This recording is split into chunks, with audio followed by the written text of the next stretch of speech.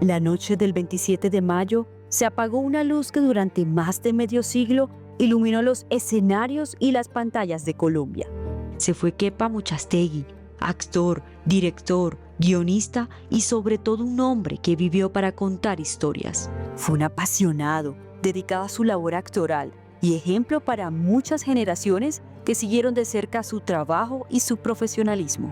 Kepa fue mi héroe, mi ejemplo a seguir. Mientras estuvo en vida, yo siempre traté de hacer las cosas como él las hacía y de tratar a las personas y de organizarme como él se organizaba, sobre todo en su trato con su trabajo, con su vida personal, con las personas allegadas, y yo creo que ahora que ya no está, pues todavía más. Hoy ya no está físicamente, pero su voz, su mirada y su ejemplo seguirán encendidos en la memoria cultural de Colombia. Su legado será eterno.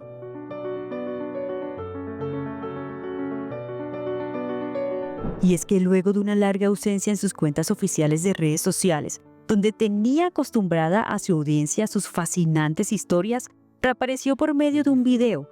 Él mismo, con la serenidad de quien entiende el valor de la verdad, habló de la batalla que libraba contra un cáncer de vejiga que apareció en su vida repentinamente. Efectivamente, descubrieron un cáncer en la vejiga. Tras muchos exámenes durante varios días, el 28 de diciembre pasado me operaron. Ese fue su último mensaje público, un adiós anticipado, aunque lleno de la entereza que lo acompañó siempre. Por fortuna tuvo de cerca a uno de sus dos hijos, Unai. Él estuvo presente en todo su proceso de enfermedad, pues desde hace 15 años vivían muy cerca. Vivimos juntos pero no revueltos. Dio la casualidad de que también estaba sin trabajo, entonces pues viviendo al lado y sin trabajo, tuve la maravillosa oportunidad de pasar los últimos momentos muy cerca de Kepa. De modo que me llamó sin abrir los ojos. Ven acá, Jacinta Morales, me dijo. Kepa se fue, pero dejó a la mujer que le dio el privilegio de tener dos hermosos hijos. Dejó a sus 4 nietos a los que disfrutó y que hoy lo recuerdan con mucho amor. Ellos dicen tuvieron la fortuna de tener un gran ser humano en sus vidas. Lo recuerdan con profundo amor y respeto. Lo recuerdo mucho cuando él hablaba de teatro. Al final del día, mi abuelo era un actor de teatro. Si eso pudiese haber vivido, yo creo que él nunca habría tocado la televisión, pero él adoraba el teatro, y cada vez, pues, las veces que yo fui con él a teatro, o que yo fui a una obra que él dirigió o él actuó, él siempre era muy crítico de él, de los demás, de las obras de otros. Nunca con ellos directamente, eso siempre era después en el carro cuando nos devolvíamos del Teatro Nacional o de cualquier teatro. Él algo tenía para decir, entonces siempre fue más efusivo ahí. Ese era el momento en el que más se parecía a la leyenda actoral para mí, porque pues, para mí era mi abuelo antes que nada, pero esos momentos eran los momentos en los que más uno lo veía un poco emocionado. Kepa fue arquitecto de profesión, pero la vida y el destino lo llevaron a formarse como actor en Francia. Luego estuvo en la Royal Shakespeare de Londres como observador, después como asistente de escenario y más adelante como asistente de dirección de Peter Brook, un gran director de teatro británico. Santiago García, el director de La Candelaria, el importantísimo teatro de La Candelaria, y Kepa protagonizaron en esa época una obra que se llamaba La historia del zoológico, en la cual ellos están, los dos actores, los dos personajes, sentados durante toda la obra en una banca. Esa obra yo lamentablemente no la vi, pero esa obra marcó época. Después Kepa, con Eddie Armando, incluso con una alianza con un teatro en Nueva York, fundaron un teatro que fue crucial también en esa época, que era el Teatro La Mama. Y entonces Kepa para mí era una referencia completamente obligada. Él llegó a ser referente para muchos actores. Su profesionalismo, dedicación y respeto por la actuación le valió la admiración de cada persona que estaba detrás de las grandes producciones en las que él hizo parte. Todos aprendían de lo ordenado y disciplinado que era.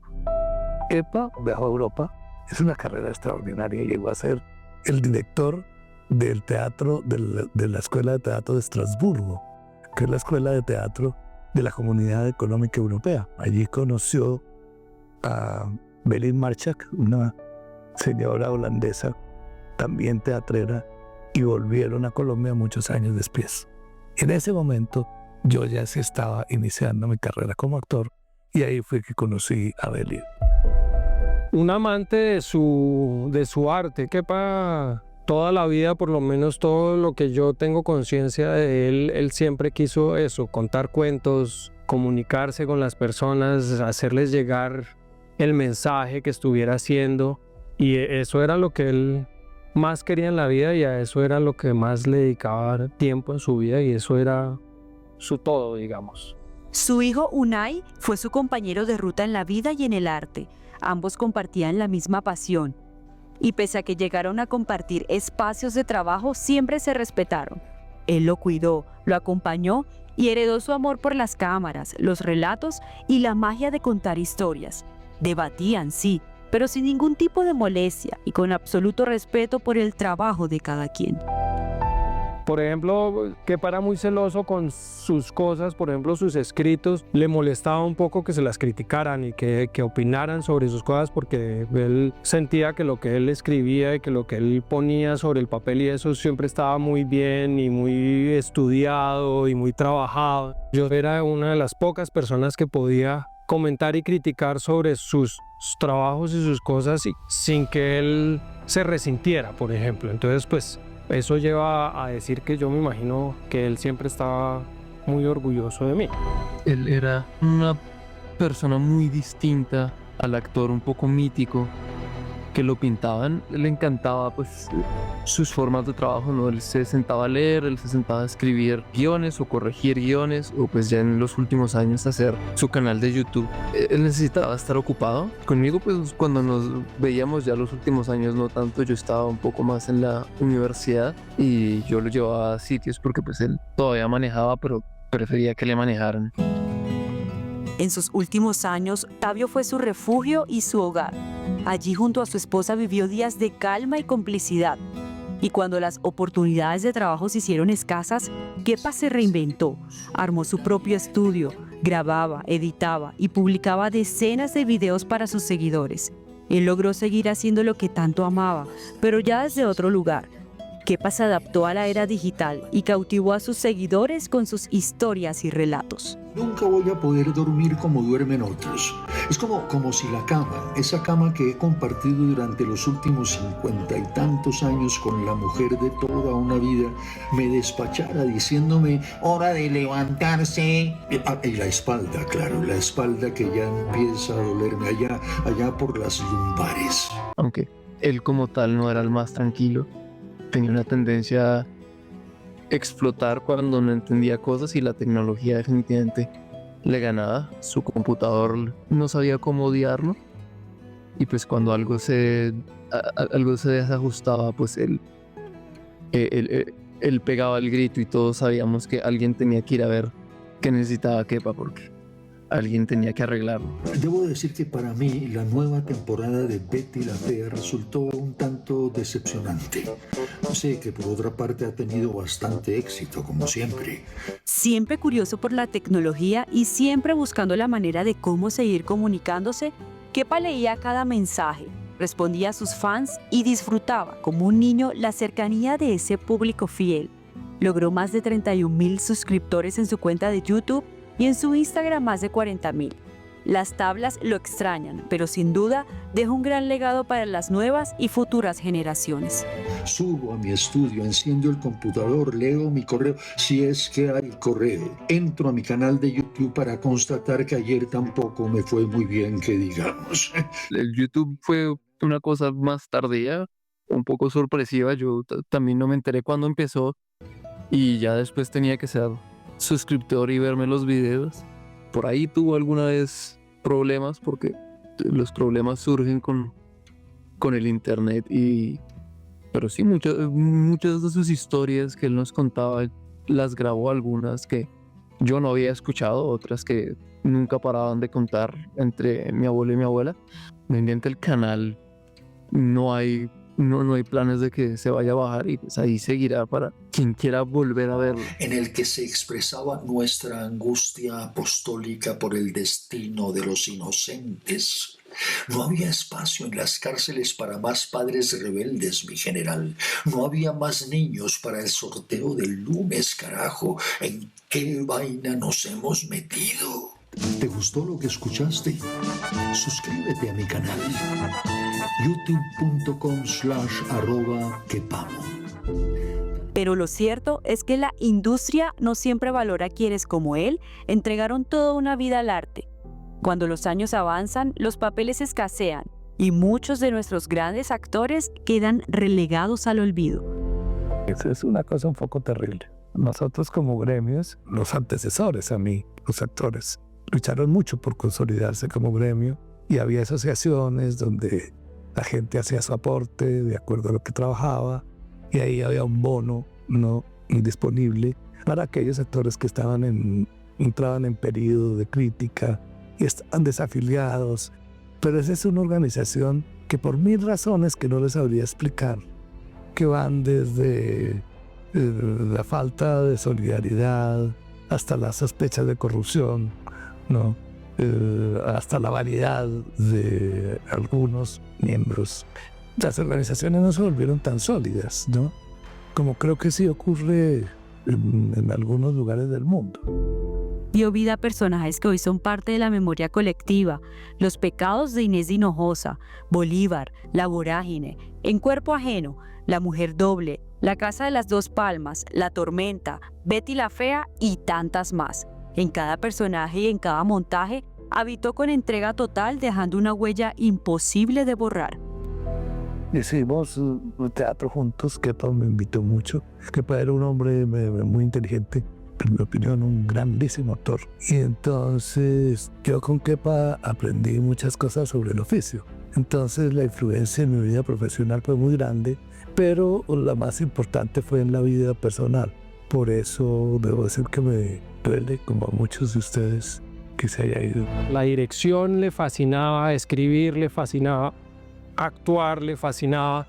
Digamos que las cosas se hacían o se dejaban de hacer de acuerdo al momento. A él lo que le fascinaba en la vida era contar historias, y contar historia pues es de cualquiera de los lados y siempre y cuando se pueda contar la historia, no importa realmente si es desde detrás de cámaras o de frente de cámaras, lo importante era contar la historia.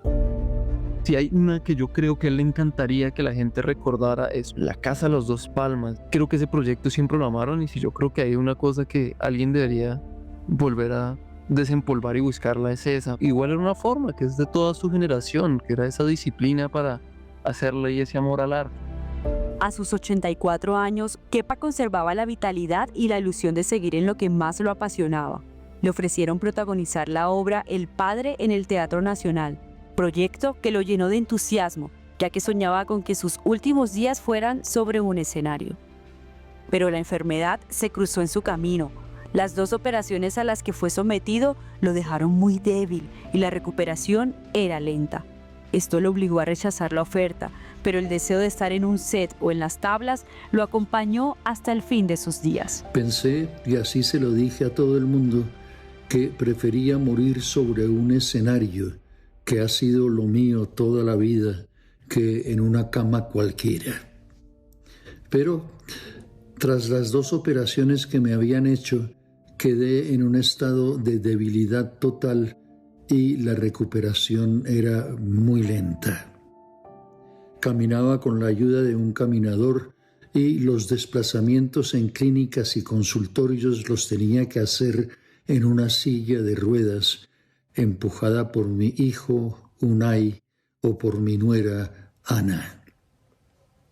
Lo intentamos por todos los medios, pero mis idas y venidas diarias desde mi casa en Tabio hasta el Teatro Nacional, primero para los ensayos y después para las funciones durante 5 meses, se mostró totalmente inviable.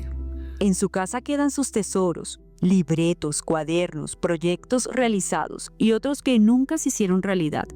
Hay que hacer un gran trabajo de organización, digamos que Desde que murió paso días en que me siento en su computador para tratar de organizar y mirar dónde está todo y ponerlo como en sitios seguros.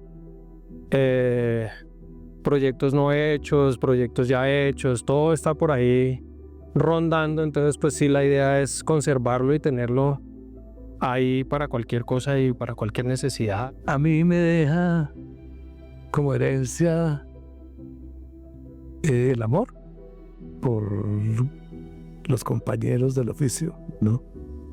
La felicidad de trabajar desde el amor y el respeto por el oficio, ¿me entiendes? El amor era que hacer las cosas era como trabajar en una familia y el respeto era que había que hacerlo muy bien. Hoy el telón se cierra para Kepa Muchastegui, pero su voz, su mirada y su ejemplo quedarán encendidos en la memoria cultural de este país. Porque hay artistas que se despiden del escenario y hay otros que, como él, se quedan para siempre en la historia. Lo recuerdo con gran amor a él, a su mujer y a sus hijos. Me da, como con todos los que se nos van, un enorme pesar de no haber estado más con Kepa, pero primordialmente le agradezco a la vida que me hubiera dado la oportunidad de conocerte, Kepa del alma. Un abrazo con toda el alma.